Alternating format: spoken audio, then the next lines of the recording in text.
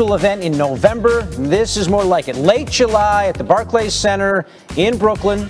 A college freshman has gone #1 overall in each of the last 11 drafts, and it's looking like it's going to happen again tonight. I'm looking at you, Cade Cunningham. I feel like I've shown, through my play and who I am off the court, that I can come in and elevate the people around me and organizations, things like that. I love Detroit. They took me to a Tigers game, which is cool. The people there were showing me love. I feel like I can come in and be an immediate impact, and I think that's what you want from me. Just bringing a winning culture, and the leadership, into the locker room. Just trying to turn things around. Someone who's, not going to stop, and I'm going to give it my all, night in and night out, for the team, for myself, and for the city. I'm going to be pacing all night. I don't think I'm going to be able to sleep, to be honest with you. I'm anxiously excited. I've been waiting for this day my whole life, so, it's here tomorrow. So here's how Jonathan Givony's latest mock shapes out. No surprise, Cade Cunningham to the Pistons. The guy can do it all. Plays positions 1 through 4. The Big 12 Player of the Year. Averaged over 20 a game last season. Next up, Jalen Green to the Rockets is what we're thinking. He was the #1 prospect of last year's recruiting class, but bypassed college to play for the G League, the Ignite. And then at 3, the Cavs taking Evan Mobley III out of USC, the 7-footer, the Pac-12 Player of the Year. The earliest USC has had a player drafted is #3 overall. That was O.J. Mayo back in 2008. Across the border, the Raptors take Jalen Suggs, 4th from Gonzaga. We know Suggs from that buzzer beater in the Final Four against UCLA. He is ready for the spotlight. He likes to shine in it. He averaged 24 points per game against top 10 teams. At 5, Scotty Barnes staying in the Sunshine State from Florida State to the Orlando Magic. He's 6'9", can dish it as well. He had the second highest assist rate in the ACC. From passing to playmaking, the Thunder grabbing James Bouknight, the first-team All-Big East point guard, can join the likes of Ray Allen, Kemba Walker as top 10 picks from UConn. All right, so Jonathan's mock then has the Warriors taking Franz Wagner with pick #7. Of course, the Wagner name. His brother Mo also went in the first round 3 years ago. How about Orlando? They have another pick in the top 10, and they're going to select Jonathan Kuminga, maybe. He also bypassed college and played with the G League Ignite, and he was actually really good there, the second leading scorer on the team. Moving abroad for #9, Alperen Şengün to the Kings. We heard Mike Schmitz raving about this guy. 6'10" from the Turkish league, the MVP there last season. And rounding out the top 10, another international star, Josh Giddey to Memphis. The Australian was the NBL Rookie of the Year, and he's a young'un. He is still just 18. Woj tweeted that his sources say the Sixers continue to shop Simmons for a trade, and they've got a steep asking price. Woj said, quote, Simmons and his agent, Clutch CEO Rich Paul, are in step with a move elsewhere. Draft night is always an ideal vehicle for a deal, but talks could continue into the summer, end quote. Let's say hello now to NBA front office insider Bobby Marks, joining us from Barclays Center ahead of tonight's NBA draft. And good to have you here, Bobby. Woj is also reporting that the Sixers are asking for a package kind of like the James Harden package for Simmons, similar to what Houston wanted in the talks that led them to dealing Harden to Brooklyn. I know you're talking to a lot of people, a lot of teams around the league. How likely is it that a team would be willing to give up that kind of a return for Ben Simmons? Sage, I would say highly unlikely. And teams that I've talked to, they don't view Ben Simmons in that light as a James Harden, where Brooklyn had to give up, 4 first-round picks and 4 pick swaps. Even Paul George, where the Clippers, had to give up, multiple unprotected first pick swaps, Shai Gilgeous-Alexander. They see him more in the light of a player like Drew Holiday.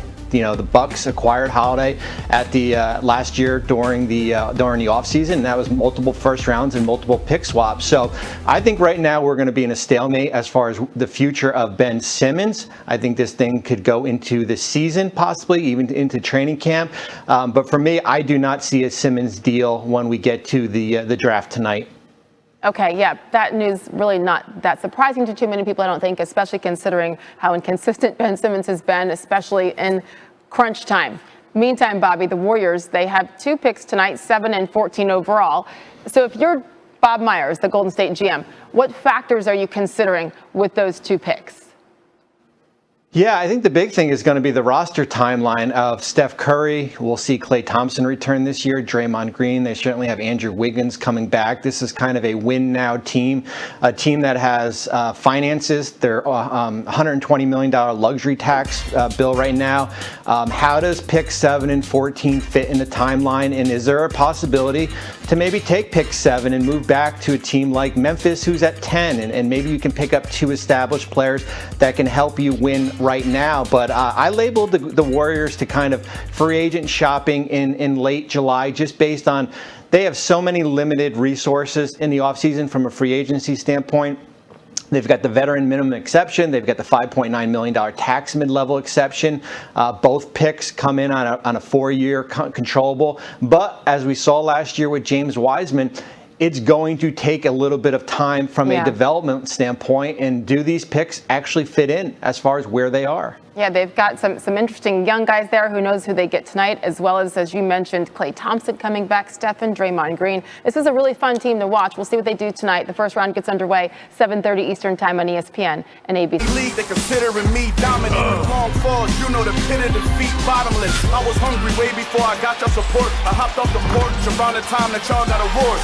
Lyrical exercise, this what I call a sport. The fourth bar, brother, but I pushed the rock off the court. Think about this though. The secret to success, my family wouldn't tell it. I got champion genetics with a Pantheon aesthetic. It's tough wanting the spotlight and barely getting credit. Put on high like real Gilly and I'm clearly getting better. From the beginning of it all, you seen the making of a star. They hear my name and remember me. I am the great. Before we go any further, just let the record show that I said I'm coming for everything. Everything. Everything. Everything. Sound check is good. Let's get it. I am the great.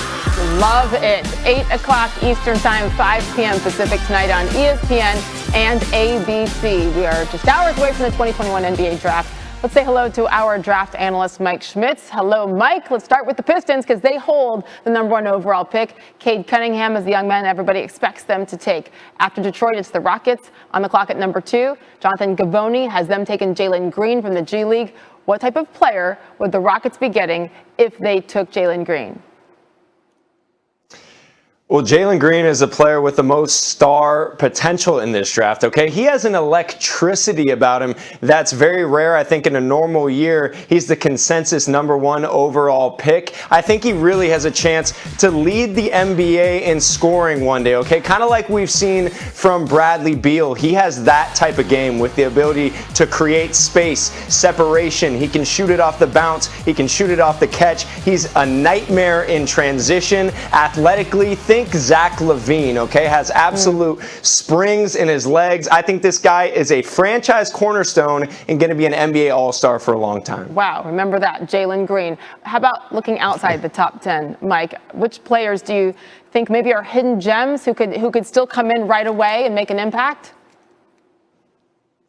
So I got a couple here. So the first one, not so hidden. We saw him in the NCAA tournament, national champion, Davion Mitchell. I call this a hiding in plain sight prospect because I am shocked that people are talking about him outside the top 10. He would be a lock in the top 7 or 8 for me. And he is a dog defensively, the best perimeter defender, arguably, I've ever evaluated. And then offensively, shot over 45% from 3 this past season. He has a ton of juice off the dribble. He can pass it with either hand. So I think he's going to make a lot of teams look silly for passing on him at the next level because he has all the intangibles you look for. And then the hidden gem is the Turkish big man, 6'10", Alperen Şengün. Okay, remember that name. Analytics models have this kid as arguably the #1 prospect in the draft. He put up huge numbers in the Turkish league this past season at just 18 years old. 18 points, 8 rebounds, 3 assists, steals, blocks. If you squint hard enough, you see shades of Nikola Jokic. I'm not saying he's the next Jokic, but he has that type of skill level. And if he can end up as a Domantas Sabonis type of player, you're getting a lot of value in the lottery. Hey, once you put that name out there, though, that's going to be the comparison with Şengün, right? I know. He's young. He just turned 19 and said he believes there are no limits to improving as a player, so it sounds like he gets it up here as well. Mike, thank you so much. We enjoy